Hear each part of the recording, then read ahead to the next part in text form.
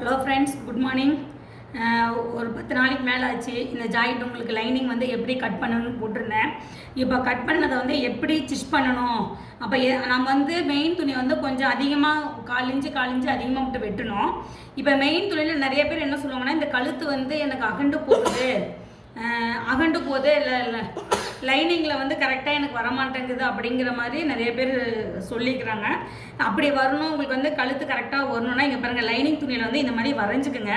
Lining துணிக்கு வந்து கழுத்து வெட்டக்கூடாது, ஆல்ரெடி உங்களுக்கு நான் சொன்னது தான். கழுத்து வெட்டாமல் அதில் வந்து இப்படி நீங்கள் அச்சாய் எடுத்துக்கிட்டிங்களா, நல்லா பாருங்களேன், நல்லா இப்படி எடுத்துக்கிட்டிங்களா நல்லா ரவுண்ட் ஷேப் வந்துடும். இப்படி எடுத்து இதில் வந்து ஒரு இப்படி தட்டிட்டிங்களா உள்பக்கம் விழுந்துடும். இங்கே பாருங்கள், இப்போ விரித்து காட்டுறேன். இப்போ உங்களுக்கு வந்து இந்த சைடு நல்லா தெரியுதுங்களா? இந்த சைடு தெரியும் போது நீங்கள் இதை வந்து மெயின் துணியில் இதை வந்து நம்ம எம்மிங் பண்ணுறதுனால நான் ஒரு துணி மட்டும்தான் வைக்கிறேன். எம்மிங் பண்ணாமல் அப்படியே தைச்சி திருப்புற மாதிரி இருந்தால் உள்ளே வந்து இதுக்குள்ளே இன்னொரு துணி கொடுப்பேன்.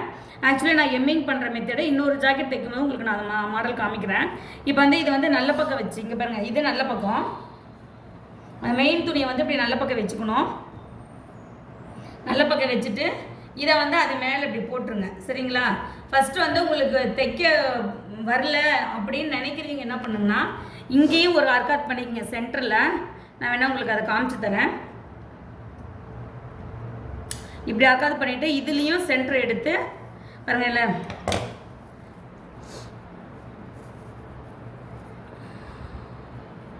இதையும் இப்படி சென்டர் எடுத்து இந்த இடத்துல ஒரு ஆர்காட் பண்ணிக்கிங்க. இப்படி பண்ணிவிட்டு இது ரெண்டும் சென்டர் ரெண்டும் ஒன்றா வச்சுக்கோங்க, சரிங்களா? பாருங்கள், இப்படி வச்சிட்டிங்களா, உங்களுக்கு கரெக்டாக இந்த பக்கமும் இது கரெக்டாக உட்காந்துரும். இப்போ வந்து இது நிறைய பேர்த்துக்கு விலகி போகுது அப்படின்னு நினச்சிங்களா, அந்த பின்னாடி பின்னாடி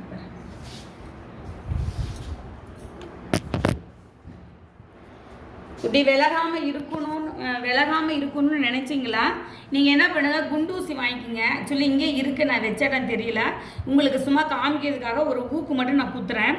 இப்படி வந்து இப்படி சென்டர் பண்ணி ஊக்கு குத்திடுங்க. அந்த குண்டூசி விற்கிது, இதுக்குன்னே குண்டூசி வாங்கி வச்சுக்கோங்க. வாங்கிட்டு இப்போ புதுசாக தைக்கிறவங்களுக்காக நான் சொல்கிறேன். புதுசாக இப்போ லைனிங் தைக்கிறோம், எனக்கு வந்து நகுந்து போயிடுது, என்னால் வந்து கரெக்டாக பிடிக்க முடியல அப்படின்னு சொல்லி ஃபீல் பண்ணுறீங்கன்னு வச்சுங்களேன். அந்த மாதிரி ஃபீல் பண்ணுறீங்க வந்து இப்படி குண்டூசி எடுத்து இது ரெண்டு இப்படி கரெக்டாக வச்சு நான் வந்து ஒரே ஒரு ஊசி தான் குத்துறேன். நீங்கள் என்ன பண்ணுங்க அப்படின்னா பாருங்கள், இங்கே ஒரு ஊசி, இந்த இடத்துல ஒன்று குத்திடுங்க. அப்போ வந்து இது எங்கேயும் நகராது, இப்படி கரெக்டாக நின்றுக்கும். அதுக்கப்புறம் நீங்கள் என்ன பண்ணுங்கள், மிஷினில் வச்சு கரெக்டாக இப்போ நம்ம போட்டிருக்கல வரைஞ்சிருக்கல உங்களுக்கு தெரியும் நினைக்கிறேன், அது மேலேயே ஸ்டிச் பண்ணிக்கிங்க. மெதுவாக தைங்க. நான் வந்து ஆக்சுவலி உங்களுக்கு மெதுவாக தான் தைச்சி காட்ட போகிறேன். நான் வந்து தைக்கிறதுனால எனக்கு வந்து அது வந்துடுது. இப்படி மெதுவாக வச்சு அதை நீங்கள் வரைஞ்சது மேலேயே ரவுண்ட் போட்டுவாங்க.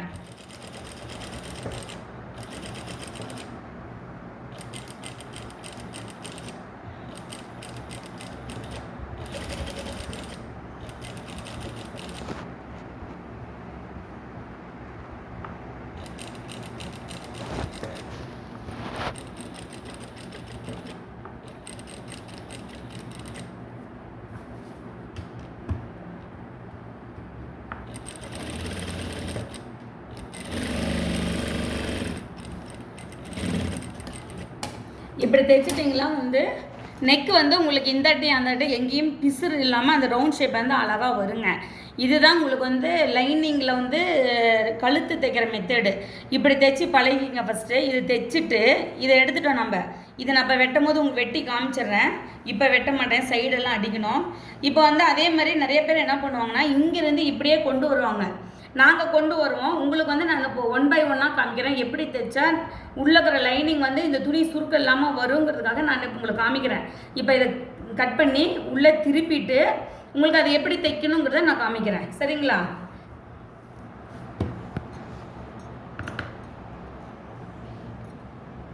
திருப்ப கூட வேண்டாம், அப்படியே வச்சு அடிச்சு விட்டுருக்கலாம், மேலேயே வச்சு அடிச்சிருக்கலாம். சரி, பரவாயில்ல.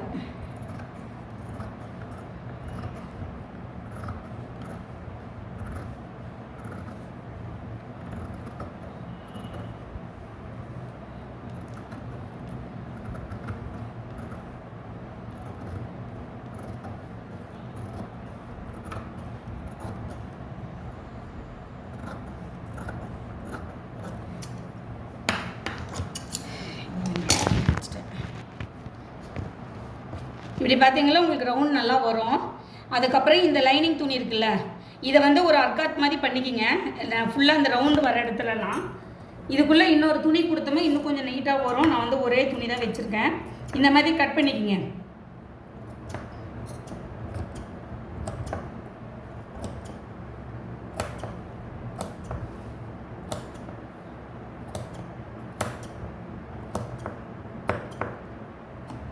இப்படி கட் பண்ணிவிட்டு லைனிங் துணி மேலே ஒரு தையல் போட்டுக்கோங்க. இங்கே பாருங்கள், இப்படி எடுத்தீங்களா இந்த துணி வந்து இப்படி சைடில் இருக்கும்.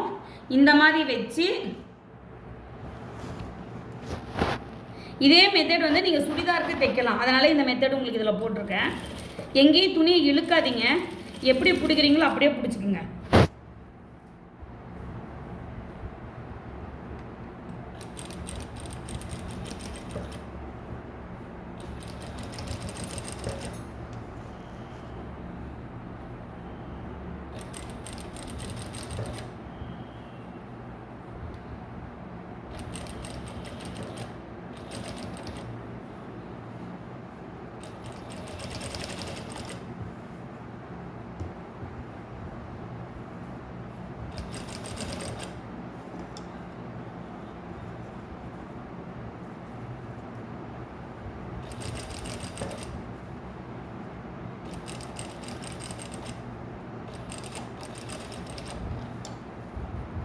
இதில் வந்து நான் கழுத்து தைக்கிற மாதிரி காமிச்சிட்டேன். இன்னொரு ப்ளவுஸில் எம்மிங் பண்ணுற மாதிரி காமிக்கிறேன்.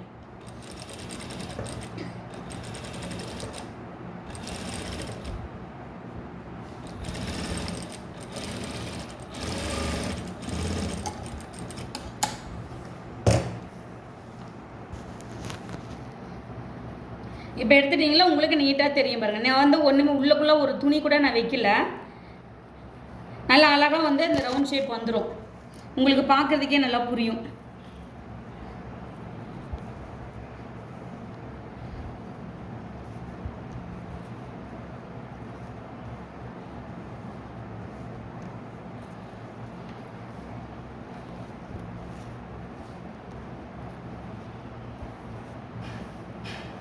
தெரியுதுங்களா? நல்லா ரவுண்ட் ஷேப் வந்துச்சா? இப்போ இது மேலேயே தையல் போட்டுருங்க. அந்த தையல் போட்டால் தான் உங்களுக்கு வந்து படிமானமாக உட்காரும். இதுக்கு மேலே நீங்கள் இப்படி தையல் போட்டிங்கன்னா இந்த ரவுண்ட் ஷேப் நல்லா உங்களுக்கு தெரியும்.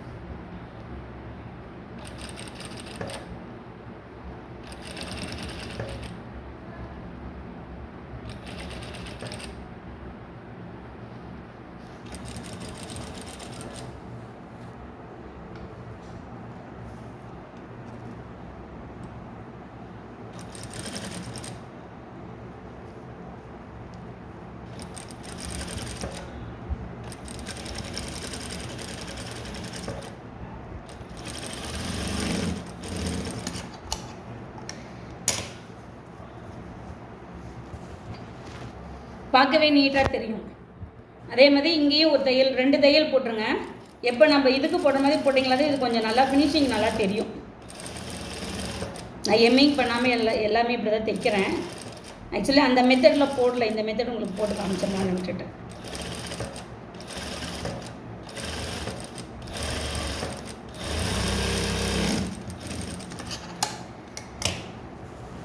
இப்போ பார்த்தீங்களா தெரியும், ரவுண்ட் நல்லா நீட்டாக வந்திருக்கா. இதுக்கப்புறம் நீங்கள் வந்து இங்கே பாருங்கள், இந்த ஷோல்டர்லேருந்து கொண்டு வந்துடுங்க. பொறுமையாக தைங்க. இப்படியே வச்சு இவ்வளோ துணி இருக்கும்போது ஊசியை உள்ளே குத்திடுங்க. குத்திட்டு திரும்ப வந்து இங்கே பாருங்கள், ஊசி உள்ளேயே இருக்கணும். நல்லா பார்த்துக்குங்க. துணியை மட்டும் நீங்கள் திருப்புறீங்க. திருப்பிட்டு இந்த எங்கேயுமே வந்து சுருக்கம் இல்லாமல் இப்படி பிடிச்சிக்குங்க.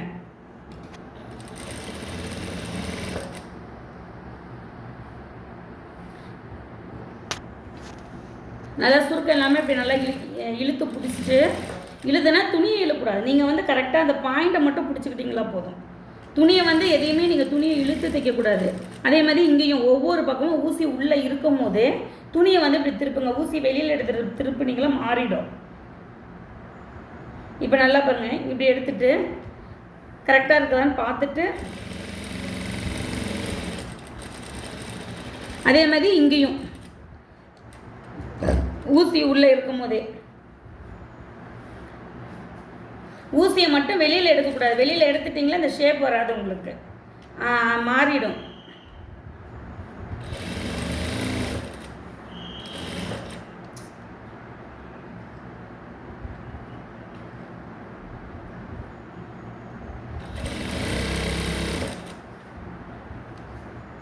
கரெக்டாக இப்படி பார்த்து நீங்கள் இதை பார்த்து இப்படி கரெக்ட் பண்ணிக்கோங்க.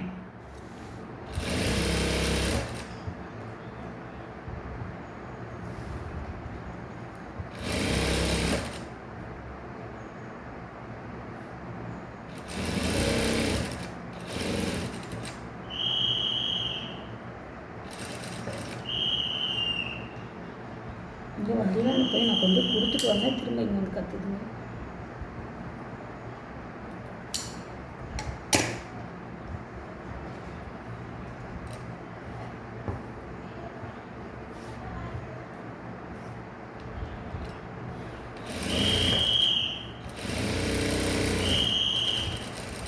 இப்படி நிறுத்திட்டு திரும்ப அதை திருப்பிடுங்க.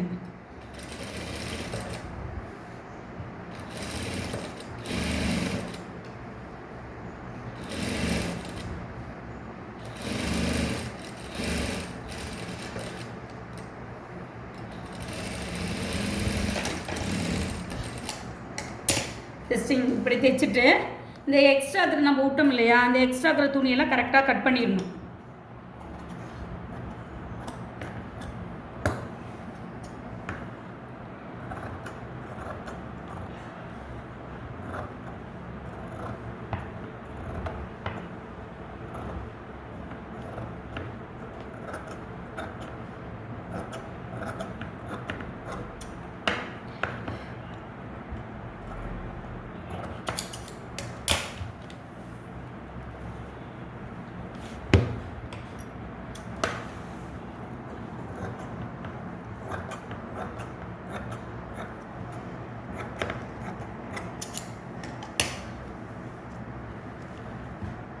இப்படி ஃபுல்லாக 4 பக்கமும் கட் பண்ணிவிட்டு கரெக்டாக கட் பண்ணி எடுத்துருங்க. அப்போ தான் உங்களுக்கு ஃபினிஷிங் நீட்டாக வரும். அந்த பிசுறு தெரியக்கூடாது நம்மளுக்கு.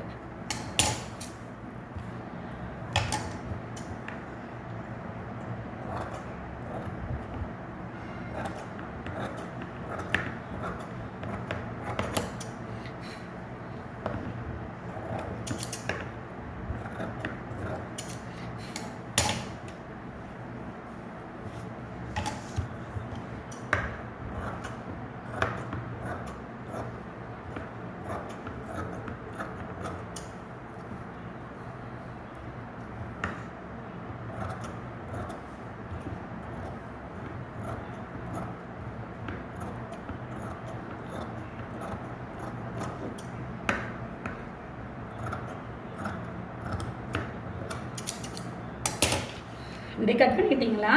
கட் பண்ணதுக்கப்புறம் 4 இப்படி வச்சு மடித்து வச்சு பார்த்துருங்க. இப்படி பார்த்தீங்கன்னா உங்களுக்கு கரெக்டாக இருக்கும். சரிங்களா? இப்படி வச்சு கட் பண்ணிட்டு பார்த்தீங்களா, கழுத்தும் உங்களுக்கு நீட்டாக இருக்கும். ஒரே மாதிரி பாருங்கள், எல்லாம் ஒரே மாதிரி இருக்கும். இதுக்கப்புறம் நம்ம என்ன பண்ணால் இந்த இடத்துல வந்து பீஸ் கொடுக்கணும். இப்போ அதுக்கு வந்து 1.5 சென்டிமீட்டர் அகலம். இப்போ பாருங்கள், இந்த மாதிரி நீங்கள் ஒரு பீஸ் எடுத்தீங்களா போதும். இந்த மாதிரி இருக்குல்ல, இதை எடுத்துக்கிட்டிங்களாலே உங்களுக்கு போதும்.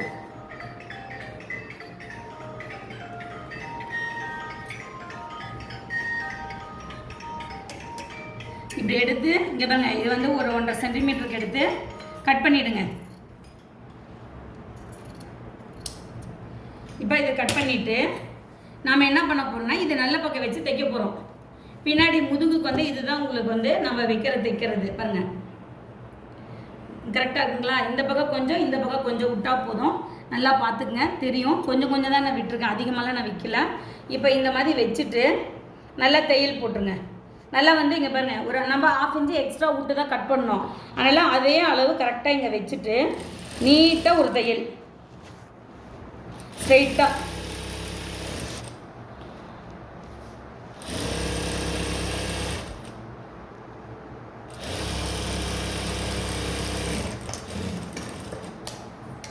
போட்டுட்டு இதை நல்லா இப்படி திருப்பி இது மேலே படிமான தையல் வந்து இங்கே பாருங்கள், இது தைச்சதுக்கு மேலே இப்படி போடணும்.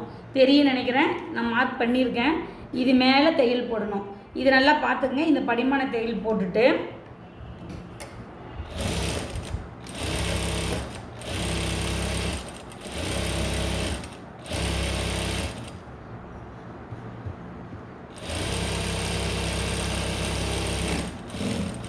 இப்போ இது முடிஞ்சிச்சு. பின்னாடி பக்கம் இந்த படிமான தையல் போட்டுட்டு இங்கே பாருங்கள், அப்படியே இந்த பக்கம் திருப்பிடுறீங்க. உள் பக்கம் வந்துச்சுங்களா? இதை வந்து இதில் வந்து நம்ம ஒரு தையல் இங்கே மட்டும் போடலாம். இங்கே மட்டும் நீங்கள் போடுறதுக்கு ஒரு மாதிரி தூக்கின மாதிரி இருக்கும், கொஞ்சம் நல்லா ஃபிட்டுன்னு உட்காரதுக்காக. இதில் வந்து 4 தையல், இதை வந்து 2 பீஸ் கூட வச்சு தைப்பாங்க ஒரு சிலர். நான் வந்து 1 தான் வச்சுருக்கேன், சிங்கிள் பீஸ் தான் வச்சுருக்கேன். இப்போ இது மேலே வந்து தையல் மட்டும் 4 போட்டுக்குங்க. நம்ம பேண்ட்டுக்கு காலுக்கு போடுவோம் இல்லையா, அந்த மாதிரி பார்க்க நீட்டாக இருக்கும். ஃபினிஷிங் நல்லா இருக்கும் பார்க்கறதுக்கு.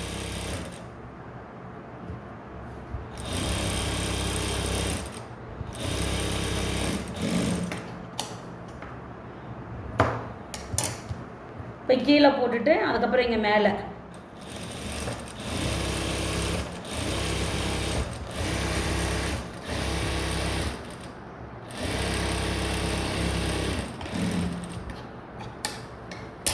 பாருங்கள். அதே மாதிரி கீழே இது இந்த ஒரு குதிரை, இந்த ஒரு பக்கம் இருக்கு இல்லைங்களா, அந்த ஒரு குதிரை அளவு மட்டும் கணக்கு வச்சுக்கோங்க தைக்கிறதுக்கு.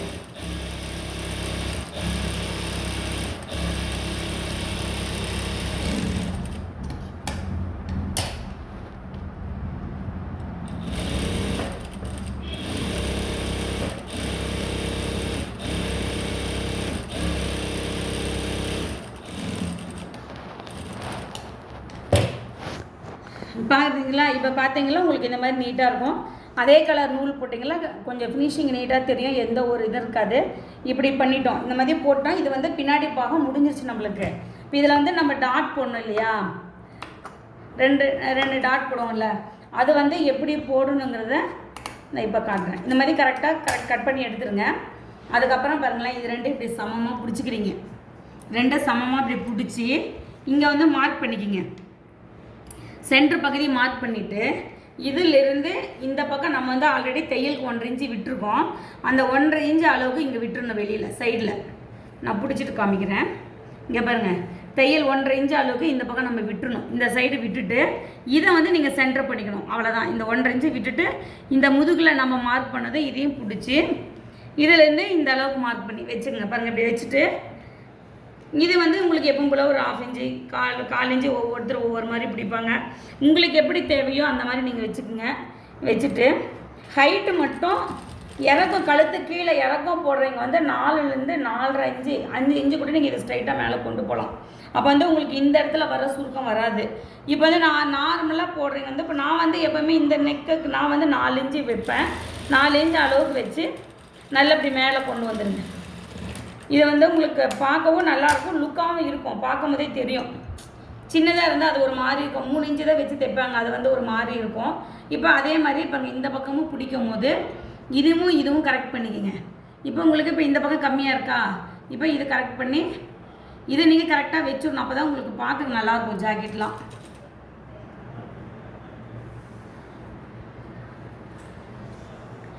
அந்த பக்கம் எப்படி அடிச்சுமோ அதே மாதிரி இந்த பக்கமும் கீழே மட்டும் மறக்காமல் ஒரு நாட் போட்டுருணும், ஒரு இது பண்ணி விட்டுருணும்.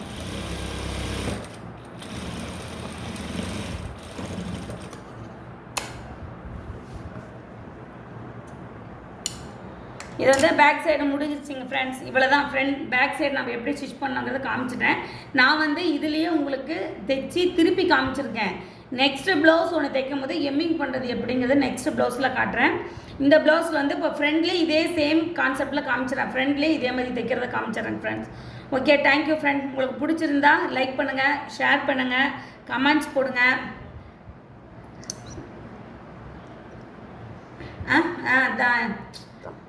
தம் போடுங்க. Thank you friends.